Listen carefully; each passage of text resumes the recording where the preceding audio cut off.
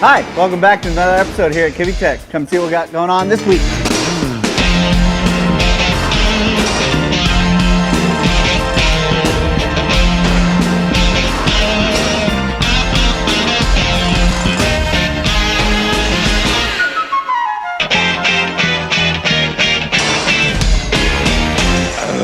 All right, back here on, I guess we will call it the laser department.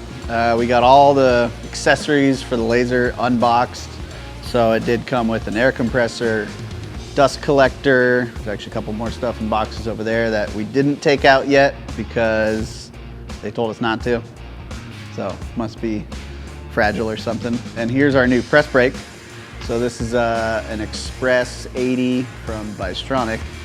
And it has a multi-axis back gauge. It has a screen right here, foot pedal there to actuate the thing. These are just kind of just waiting until we get some power and then we can finish the setup. Pretty excited about this. So when we get, laser parts out of there, we'll probably have some tables over here and then they'll go right into press brake, forming over here, and then we'll have finished parts. We have a regular press brake over there that's just manual back gauge and stuff like that. This one will do pretty much, you send the file to this thing and it shows you the part you're bending, shows what step you're at, does all the degrees for you, calculates spring back for material, calculates material thickness, all that kind of stuff. So pretty much anybody can just come over here and start bending parts. That'll help a ton with production. Couldn't really have a laser without one of these, so here we are. On to the laser. Here's the main brain.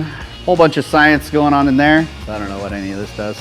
It controls the laser. And then we have a chiller over here for the laser head, and then we have a transformer over there for the power, the incoming power. So yeah, like we told you, we're gonna make a mezzanine that's going above it to house all these components to clear up some floor space. Yeah, everything's just kind of waiting right now. Everything's just kind of in place. This thing will have to be adjusted in a little bit further once we get power to it. Yeah, the guys over on the other side are working on the mezzanine right now. So we drew the mezzanine in the computer, mocked up all the components so we can get an exact fit of how we want everything. And then all the enclosure is all done on this thing.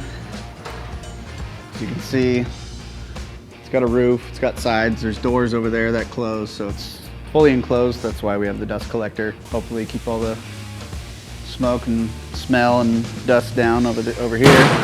Pretty much it on this stuff for now. Let's go see what the guys are up to in the fab shop.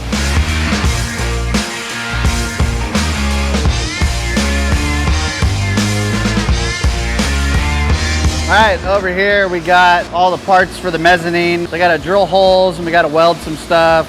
Made a print for each piece and then we're gonna make it all. We got some stuff coming from laser since ours isn't running yet. Then we got some brackets to weld on the tops of some of these. This whole thing will go to powder coat and then I'll come back and then we'll final assemble it above the laser. Some pretty big steel, some 4x4, 3/16 wall, and then a bunch of angle iron welded in between. And you see the angle iron's offset because we're gonna set in wood inlays on the top instead of like sheeting the whole thing with steel and having a bunch more beams. Next time you see this, it'll be powder coated and assembled above the machine.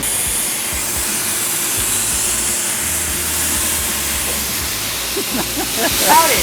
Welcome to another episode of Kibbetech. Wait, come over here. I need to be mic'd up. Welcome to another episode of Kibbetech. Great intro. That was a good waste of my collar over here. All right, back here on Dan's truck, you see Chase has got most of the sheet metal all wrapped up. We got everything from pretty much midway back is all welded. Rear seat mounts are all done.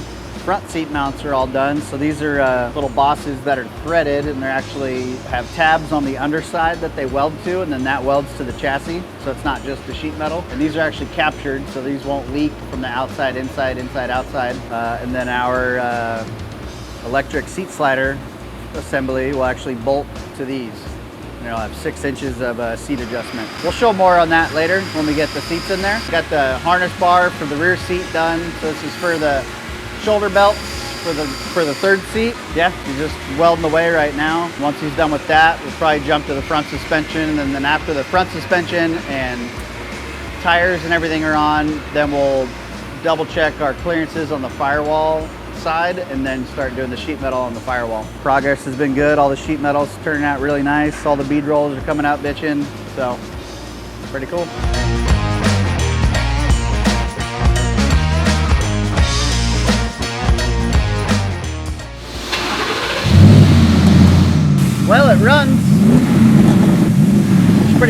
too. That'll be nice. All right, so the Raptor runs. So it's actually pretty quiet. So you wanted it quieter than it was before. So we did like a big dual in, dual out MagnaFlow muffler. Out of those two, one goes to the driver's side, and then they parallel the upper links and kind of go up at an up angle under the bed. And then there's two mufflers on those straight sections as well. So he wants to be able to drive it every day, and it was pretty loud and annoying before. If he ever wants like a, you know, a loud setting or whatever, we could always build him a section with no muffler or something like that, or do cutouts. You know, we're gonna put paddles on it, go to Glamis, make a bunch of noise. Just got the driveline in today. We're waiting on some parts from Willwood for our new rear brake kit that we're gonna make for these, and it'll be a direct bolt-on to all the factory brackets. So the caliper adapter will bolt to this bracket and hold a 6-piston Willwood and then 14-inch rotor. And then we're making another bracket that bolts on the front side that actually holds the wheel speed sensor. When everybody gets these rear ends from Curry, you have to take the stock rear flange off of your stock rear end that has the caliper bracket and all that stuff on it. And I didn't want to do that with this thing, so we're just going to make our own kit so we don't have to use any OEM parts on the end here. And we wanted big brakes. I didn't want to reuse stock brakes, and I didn't want to use a Raptor big brake kit that still utilizes the factory backing plate and just have a bunch of brackets. So we're just making all of our own stuff from scratch. It'll be a lot cleaner that way. And it's all off-the-shelf items from Willwood as well, except for our adapter bracket and our wheel speed sensor bracket. Also on the rear end, you see we got brake lines done. The stainless hard lines are done. Upper link's got the stainless hard lines as well. It's got the billet brackets from Everson Performance. They make a dual brake line bracket now. We also use their rear end vent bracket on the other side. All we gotta do is make a couple soft lines to go to the other bulkheads there. Now that the exhaust is done and the drive shaft is in, we're ready to put the rear shocks in, fill everything with nitrogen. Got the sway bar in there, all assembled. Got 12-point RPI hardware on everything. All the link pivots, shock mounts, sway bar, everything's RPI aircraft 12-point bolts. And then this bolt we had to run backwards because it gets, you know, our clearance in here is pretty tight. So when the sway bar comes all the way up, I didn't want the end of this bolt, you know, digging into the side of the bed. All right, so back here you see rear end vent, the same style Earl's plumbing that I always do on all the trucks. Pretty overkill, but you know, it's either do it like this or you just, you know, do a push-on rubber hose and zip tie it through the truck, and I don't know, that's pretty lame. So we like to do it this way. It's a lot more expensive to do a rear end vent this way. It's probably like $1,000 by the time you add up all the parts and the labor to do it like this. It's just a nicer way to do things, and that's how we like to do it. That's the third member we were showing you a couple weeks ago on the bench. So that's the all billet Tube Works third member. I think we went with a 488 gear in this, and it's a full spool with 40 spline axles. So that's another thing we're waiting on is axles. They're getting made right now, and then we're actually gonna make 2 sets so we have a spare, because once we put paddles on this thing, I have no faith in this thing keeping axles together and maybe even just blowing up the trans or the transfer case. 1,017 horsepower at the tires, and then we're jumping up to 39-inch tires. A lot of power, and this thing will be getting a lot better traction now with the way this rear suspension is set up. More rear weight, you know, it's gonna get more squat in the rear. Hopefully we don't, you know, just keep breaking parts now, but just kind of have to not keep your foot in it everywhere you go. Excited to get to drive this thing. We should be driving it next week. You know, once we get the axles and the brake parts, this thing is ready to drive. Stay tuned next week, so we'll drive this thing around.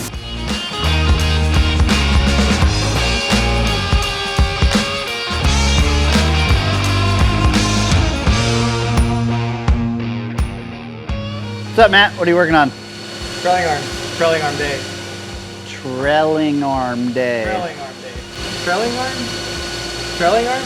How do you say it, Kevin? Trailing arm. That's what I said. Trailing arm. So we've made these before. These are Rev 2 or version 2, actually. Oh, that's been too heavy to set down. You got it. So these are our crew cab trailing arms that are 55 eye to eye.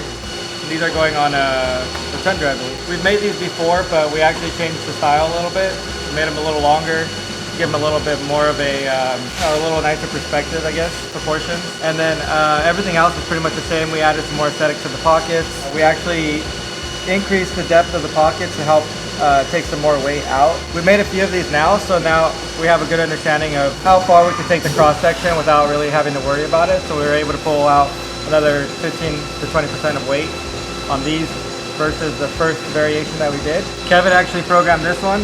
I drew them up, but he programmed them. So it's his first set of trailing arms that he's programmed. He's doing pretty good. Same method that I would use. Essentially, because the length of our machine, we're only machining the first half. The second half, we'll flip it over and we'll do the same thing on the opposite end. Third and fourth operation, and your fifth operation will be on the top, just clearing out the pocket and adding the last little details on that. And there's another one in the machine over there. So we're working on the first operation on the second arm now. Maybe one day we'll only have to do 3 operations. Right, Ray? I think we spent enough money last week. Yeah. VF7 is definitely in the future. Then we could do one whole side in one shot. Tell them about where the blend's gonna be right here and how this isn't finished yet right here. We have to split this into 2 operations. We do have to always think about our blend line. We try to make our blends on a plane where the draft or the face of the edge transitions. Like in this case, this area right here is a plane and this is a line, the same as you'd see over here. And we're basically going to just use this line as a reference point to actually blend it.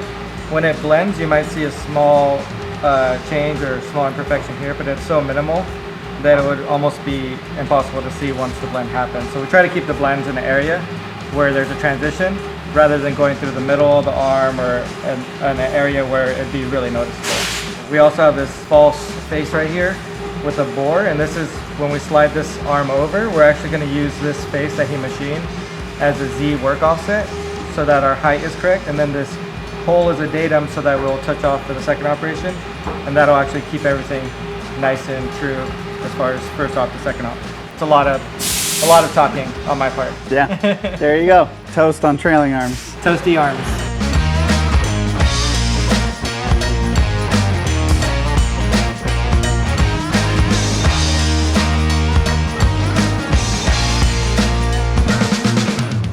Right over here on the 5-axis, we just wrapped up our TRX front sway bar end links. Just a little 2-opper on the 5-axis. Takes a uniball here and here, and then replaces the front sway bar end link.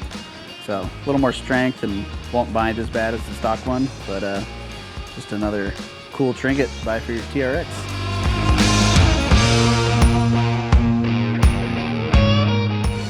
Just talk about it like this. Koozies and keychains. Actually, that sounds nice. Koozies and keychains. We got koozies and keychains. Koozies and keychains. Koozies and keychains.